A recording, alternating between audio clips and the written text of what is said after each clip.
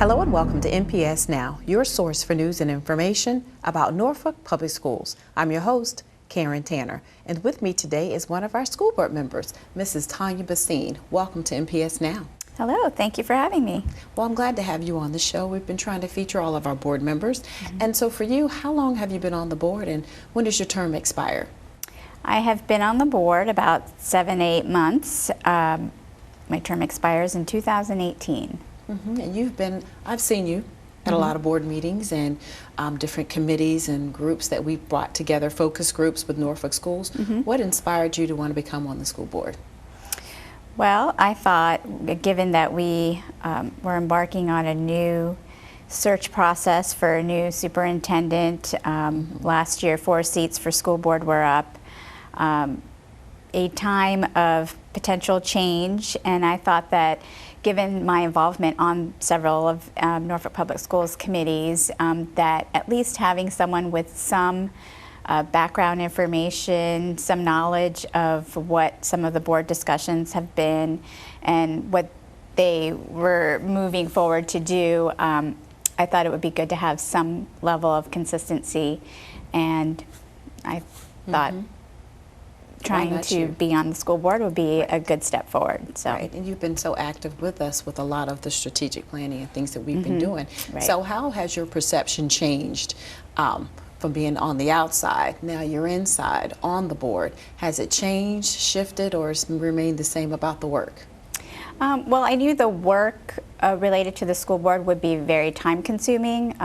You know, through the years being involved on several committees, I've had the opportunity to build a rapport with previous school board members, and that level of time commitment and work involved was shared with other community members that also are involved along with them. But the work, you know, even still, you think you're mentally prepared for the time commitment, and there's always surprises. I did not realize the level of, you know, you get asked to participate in a lot of community events, a lot of events that go on within Norfolk Public Schools that sometimes we don't hear as much about. And that has given me, you know, that also has added to the perception that I've gained being on the school board. Right. So what are some of your responsibilities on the board or committees you're involved in?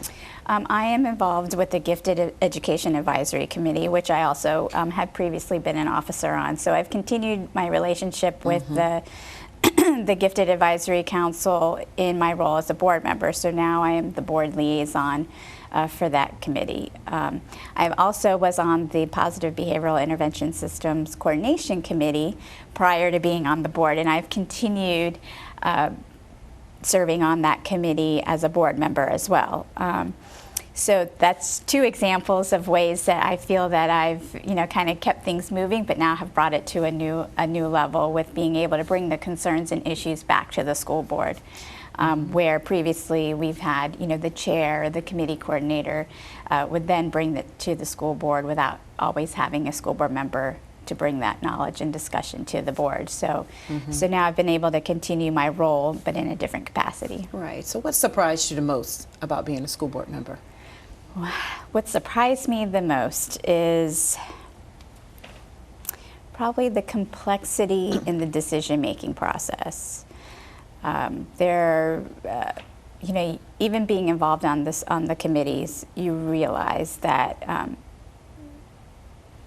what we need to do for our students is very complicated, and there are many layers to it. But as a school board member, you know, you think, okay, I can come on board and make a difference. And I realized that one person coming on board to make a difference is not what it's about. It's about collaborating and trying to get the whole board to share your perspective and move together, you know, move forward together.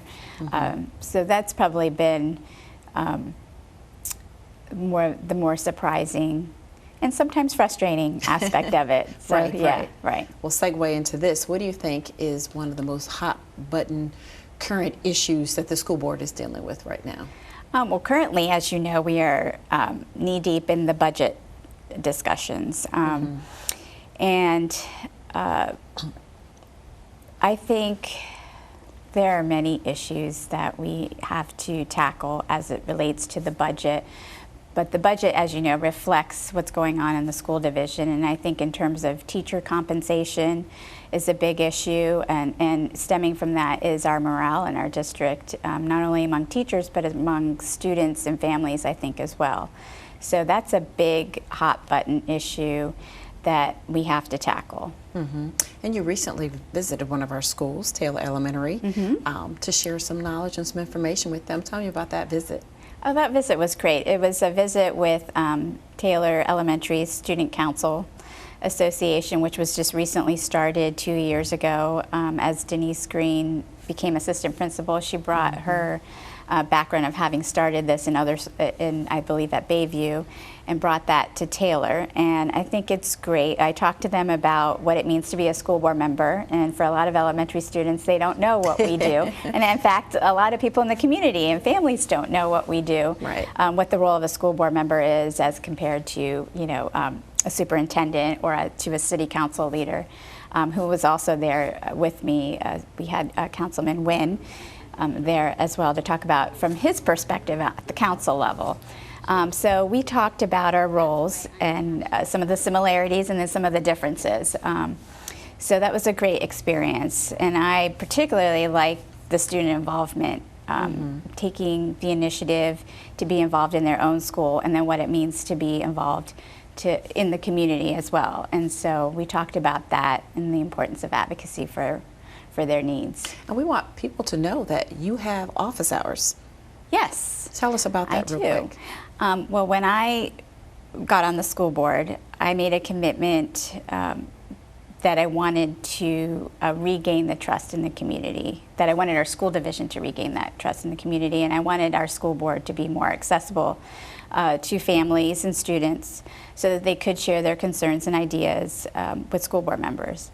And as a result, I said, okay, well, I'm going to start these office hours. And I thought that was especially important because I'm a new school board member, so that they could get to know me and know that our school board is available. And we all have different ways of connecting with our stakeholders. And this was just one way that I thought that I could particularly do. So I do have school board office hours on the second Friday of the month through the school year. So through June, I will have school board office hours on the second Friday, except for April, because we are at a governance training the second weekend. So I'll have it on the third Friday for April. And it's located at the YMCA? It's located at the Blocker Family Y from 11 to 1 p.m. So Great. I look forward to we want to thank you members. for coming on the show, and we want to make sure we got in the fact that you had office hours. Okay, so well, thank you for that. so much for sharing your information here about being a new school board member. All right, thank you. We want you to stay tuned for more NPS Now.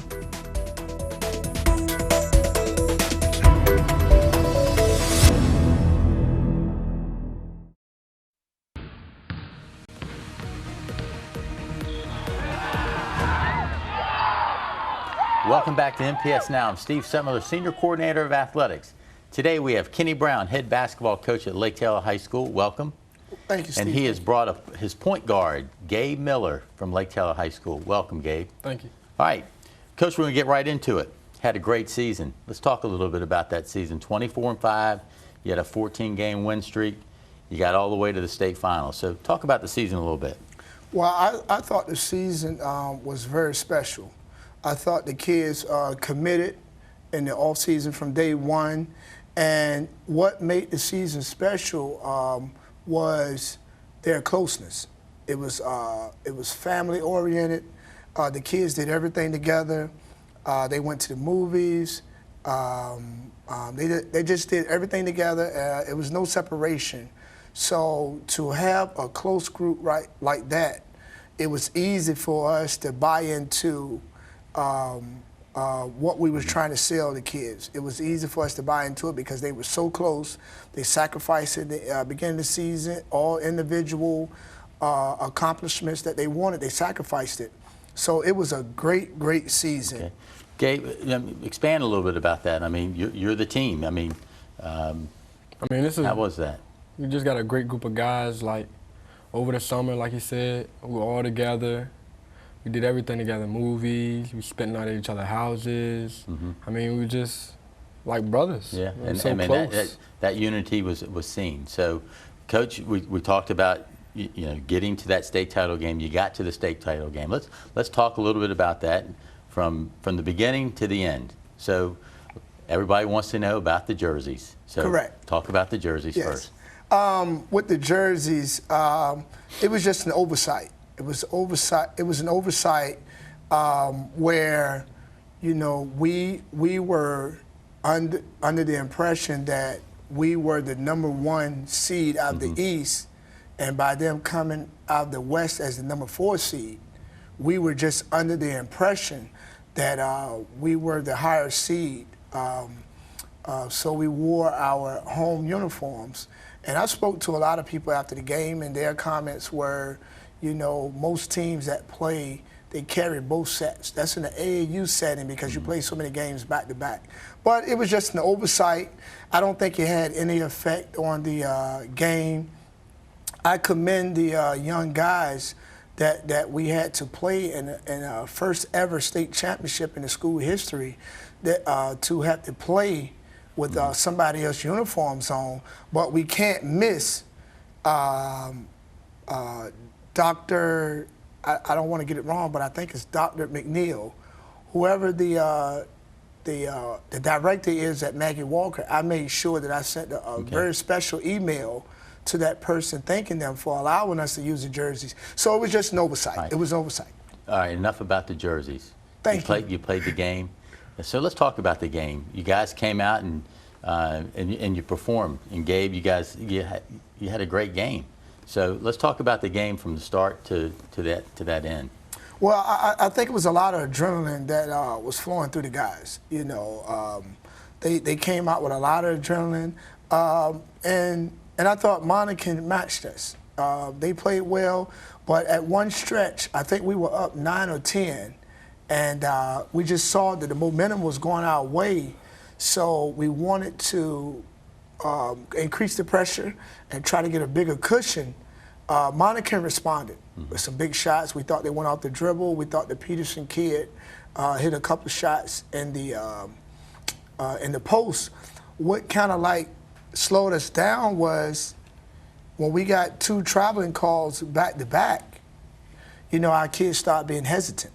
They started being hesitant, and they stopped doing what they did best, was to attack the basket.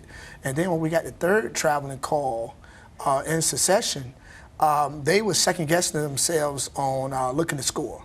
So Gabe, Coach mentions a couple travel calls.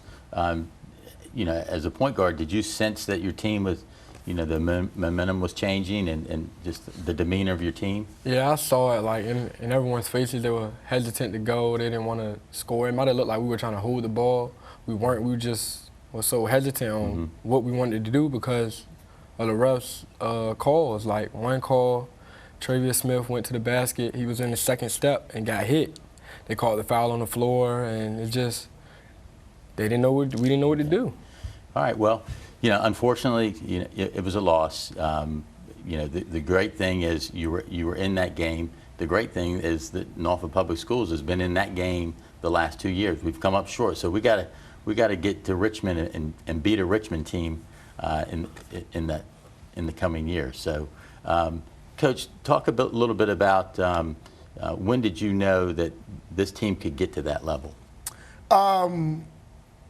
Day one in the off season. Coach Edwards, we call him Coach Yogi, and the rest of the staff. Day one, Yogi put together an off-season workout plan, and this was way before the season started. And actually, the kids wanted me to stay out of the gym on all the workouts. So I would just come by and peek and see what was going on, but they were totally committed in the off season, where they could have been doing other things that 15, 16, 17-year-olds do. I saw the commitment. It was working, so I didn't intervene to do anything. Once I saw that commitment, I think this was the 2nd time in 2 years that this same group committed. So when I saw them in the off season and 80 degrees outside, Steve, great weather. They could have been doing anything. When I saw them in those gyms working out, I knew that we had a special team. So Gabe, talk a little bit about that workout, the preseason. How were you the leader of that group? Well, you know, As the point guard, you're the leader. after a while working out every day, early morning, late nights, you might not feel like getting up to doing it again, but I kept pushing them like, guys, we got to do this. We got to go. We go work out. And we had the whole team in the gym all summer. Everybody was just committed to playing hard and sharing the ball and just getting better. Okay. So, Coach, talk a little bit about your seniors. You had, I think, 6 or 7 seniors. 7 seniors. 7? Okay. Yes. So It's a little rough, Steve, and you know I know a lot of people watch this, so it'll you know, it's kind of emotional. Some of the greatest seniors that I ever dealt with, just because of their commitment, their sense of humor, the hard work that they put in. People doubted them, but for their total commitment that they gave when they could have been doing other things, they became a special group. Mm-hmm. They became a very special group. I didn't see basketball players anymore. I didn't see students in the building. I just saw 7 sons that I dealt with on a regular basis, and they were just playing basketball for our program. okay. 7 young men that just like, you know, family, and that was the hardest part because they're so special to me. Well, you got a lot of support during the year. So talk a little bit about how the community supported you. We saw the football team get behind you, and then after every game, you had a great support person with a kiss. So talk a little bit about that. All right, and not in that order. We're going to reverse it. Okay. The kiss, definitely, you know, to kiss my wife, Donna Brown. She been there with me the whole time, you know, 15 years, you know, been coaching. She's been there with me. So when all the comments and all the strategies was over and it was time for me to finish for the night, she was still there with me. She went through the pain. She went through the triumph. Just my #1 fan, my best friend, and she became an assistant coach. You know, she grew into knowing the game of basketball. So, you know, I figured not just because she's my wife, being a super supporter, I thought that, hey, this got to be the person that I let everybody know this is my backbone. It's good to have somebody behind you like yeah, that. so I had to find her, and I just made a new regiment. You know, I had to give her that kiss, win or lose. Okay. Pretty neat. How about the community and just the student body? The student body is excellent at Lake Taylor, and I really commend the football players. I mean, you know, to spearhead the football team, you have a guy like Wayne Davis, parade All-American first time, a Gatorade Player of the Year, on his way to Ohio State, but he took the time out. Mm-hmm. Every game, coach, we need those extra jerseys, man. Y'all got to get this one. Gabe, I mean, those are your classmates. How'd that make you feel and the team? Great. You saw those guys. It's a great feeling knowing you got your classmates behind you. They want you to win. Them yelling your name in the crowd. It's a great feeling. Okay. All right, Gabe, let's talk a little bit about the future now. High school basketball is over for you, so now it's on to the next level. So what kind of opportunities will you have in the future? Well, I just received a scholarship from Pfeiffer University yesterday morning, and prior to that, Guilford showed a lot of interest, so okay. kind of seeing what Pfeiffer going to do and weighing my options. I mean, that means you've taken care of 2 things, your basketball talent and then your academic success that allows you to get to that next level. So congratulations with that. Thank you. Coach, last question. What's the future look like for Lake Taylor? Can we get back there? Yes, we definitely can get back, and the future is very bright. I tell you what was so interesting after the game was over. 99% of the time the coaches do all the talking. Our seniors took over and told those underclassmen, you see what it takes to get here. We were that close. So they told those underclassmen, this is what you have to do to come back and work even a little harder. So for those seniors to tell those guys that, and that will put them in a position to be able to get back. Now, we do have some firepower, Steve. Yes, you do. We got some some kids. We got some young guys that can really score it. And it's just exciting. We got some young talent coming from the JV who did well. So you won't see anything different from Lake Taylor, but a little more push, you know, especially with Norfolk Public Schools being behind you. Hey, you know, Jonathan, runner-up at Northview, myself, runner-up. We probably need to game plan and work together and see what it takes to beat these other schools to bring it back home. Who cares? If you're in the finals and you're a Norfolk team, coaches, put your heads together and let's work on it. And we saw a lot of support up there from our coaches, and that was neat to see. You know, Norfolk basketball has always been competitive. It's in good shape. So, you know, we thank you for what you did this year. Thank Gabe, you. Again, continued success. You had a heck of a tournament. Thank you. So, good job. Good job. Thank More you. NPS Now after this.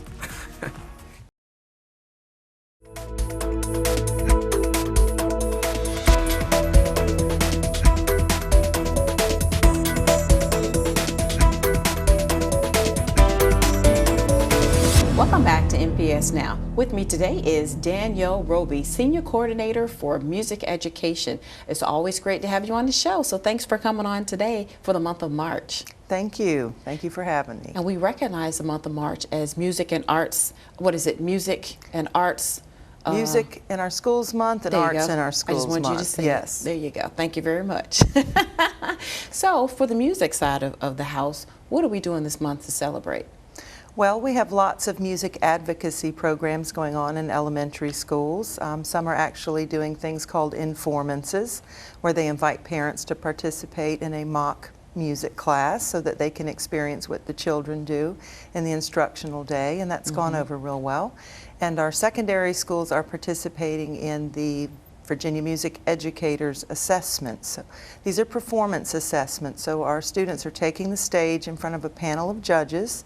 Our middle and high school choirs, bands, and orchestras are completing the assessment. So we're just finished with band and orchestra and heading into choral. Okay, so what type of competitions have our students been involved in recently? Well, you know, our bands are always busy throughout the year, marching in parades, and typically there are awards that go along with that for marching and the unit and the auxiliary and best overall effect and drum line. So just, I'd hate to leave someone out, but they've been quite busy with awards and doing really well representing us in the community. And as we head into spring, post-testing season, we have lots of students who are traveling to local festivals, Busch Gardens and King's Dominion, to compete and against others outside of the district. So that's very exciting for them. They enjoy doing that. And how important is that for us to compete against other folks outside of our district? Well, you know, as musicians, we're always competing with ourselves because we're a work in progress. We want to teach children that you're always aiming for continuous improvement.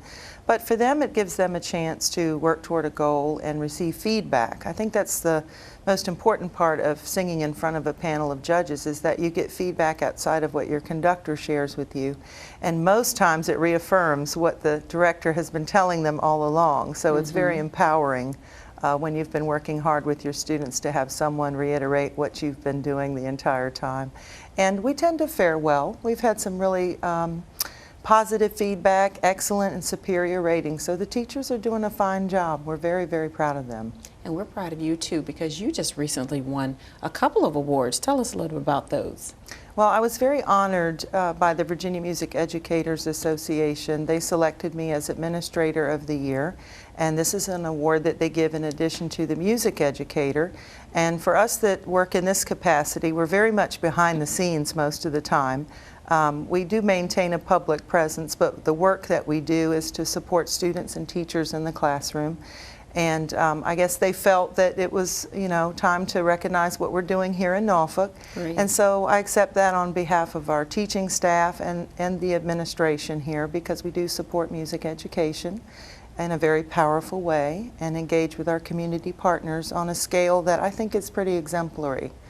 And you've been doing this work for how many years now? This is my 5th year. It's flown by, but it is my 5th year and my 28th overall in the district. I was going to say, you've been with us for a while and participating, and now we have some outside sources who are actually providing resources to our schools. Yes, we've started a new partnership with the Jazz Legacy Foundation. Alvin Keels is their CEO, and he is bringing jazz and support for jazz education to the region. Started with Portsmouth, and they added Norfolk last year with a donation for us for instruments and to buy jazz charts for the groups and equipment. So I think last year it was $3,000. This year it's $5,000 that we received in the fall.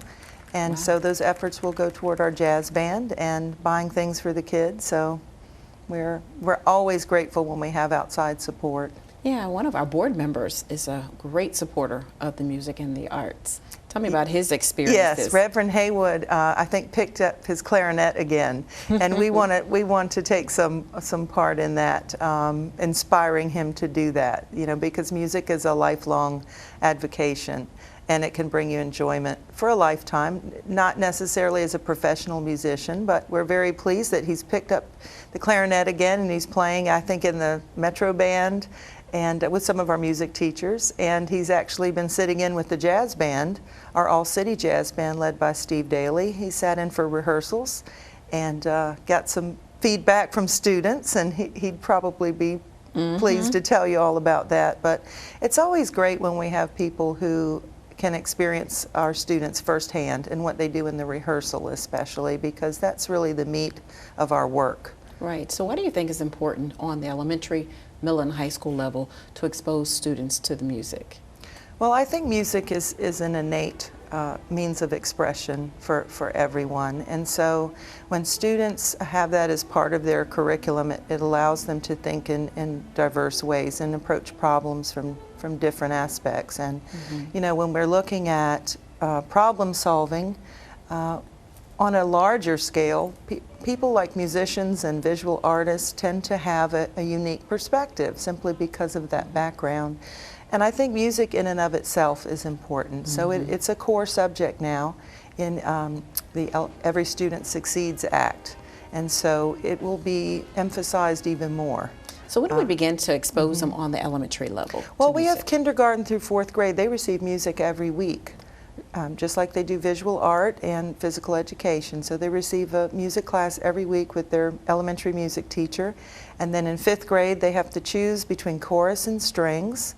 And at the middle school level, they can choose between band, which begins in 6th grade, and then continue in chorus or orchestra, all the way through high school. And then, of course, we have those specialty groups like the All-City Jazz Group and the Strolling Silver Strings, where they can really, I didn't mean to rhyme, but stretch their wings, through that, and also represent us as ambassadors. But really, the skill building takes place in those elementary music programs. We can't have an All-City Jazz or a Strollers group without those elementary music teachers building them up. So we really do appreciate the work that they do. And we have another great partnership with one of our partners here in the community, with the Kroc Center, with the Heartstrings program, which I'm excited that my daughter is a part of. Yes. It's for rising 1st and 2nd graders. Tell us a little bit about that partnership. Well, the Kroc Center reached out to the music department very early on, before the building was even, open, through Marlene Mallory. She's a former music teacher with us. She was our band teacher at Blair, and she's working with their arts program. Marlene is a band person, and Salvation Army themselves are very known for band. But what they've done is they started out with a community program with 1st and 2nd grade students with violin. And we have some of our instructors working with them. They go after school 3 days a week. They receive a wonderful snack. I think it's almost a hot meal. They really are pretty, Yes, they're pretty great at the Kroc Center. But the kids are fed, and they have some activities, and then they spend the majority of their time on violin instruction. And the program's growing. It's in its 2nd year. They've done some public concerts, and Virginia Symphony artists actually come in 1 day a week and work with the students, and they're just, you know, they're so excited to have those opportunities. And they had a great performance on Saturday evening at the Wilder Center. So great to have you on the show and talk about what's happening here in Music in Our Schools Month. Well, thank you so much. I enjoyed being here. Great. And we want to thank you for watching NPS Now. It airs weekly on WNPS, Channel 47, or you can view us online at www.npsk12.com. If you have any great story ideas or information you'd like to share, email us at nps_news@npsk12.com. Again, we want to thank you for watching NPS Now.